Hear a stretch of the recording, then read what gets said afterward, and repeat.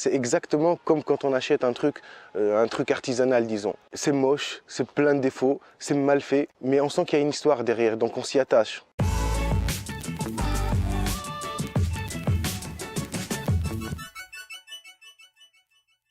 Salut, c'est Malik, bienvenue sur la 12e vidéo du défi 30 jours. Ma page d'accueil est prête, j'ai finalement opté pour des illustrations du style bande dessinée comme je vous en ai parlé hier. J'ai préféré mettre des dessins un peu stylisés à la place de photos. Du coup, j'ai tout fait moi-même avec Photoshop, mais vous pourriez faire exactement la même chose et reprendre avec Canva, l'outil que je vous ai présenté dans de précédentes vidéos. Je me suis inspiré de visuels que j'ai pu trouver gratuitement sur des sites, sur plein de sites de partage de photos et de partage de graphismes. Je vous mettrai tous les liens en bas dans la description de la vidéo. Pour les textes, j'ai suivi la structure que je vous ai présenté hier en 4 étapes. Qui suis-je? Comment ça marche? Quels sont les bénéfices? Et qu'est-ce que j'ai d'autre à proposer? Et vous allez remarquer que j'ai utilisé un style un peu décalé, un peu rigolo, mais c'est fait exprès. Comme par exemple quand je parle de téléportation. L'idée derrière tout ça, c'est vraiment de susciter une réaction. Un sourire, un étonnement, même une réaction négative, c'est pas grave. Et c'est ce que je vous conseille de faire aussi. Parce que vous ne pourrez jamais vous démarquer, vous ne pourrez jamais obtenir des résultats mieux que tout le monde ou mieux que la moyenne en faisant des trucs bien lisses et bien standardisés. C'est exactement comme quand on achète un truc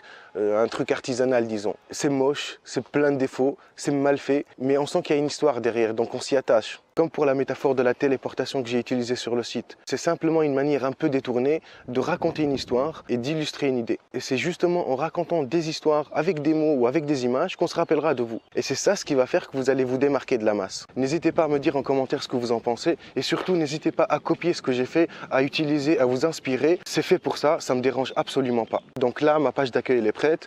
Il va falloir que je passe à la vitesse supérieure. Il va falloir que je ramène du trafic. Il va falloir que je génère des prospects. Et là, il n'y a pas le choix, il faut que je fasse du référencement. Il faut faire connaître le site, mais d'abord poser les bases et préparer le terrain. Donc pour la prochaine vidéo, je vais vous parler des outils de suivi et d'analyse.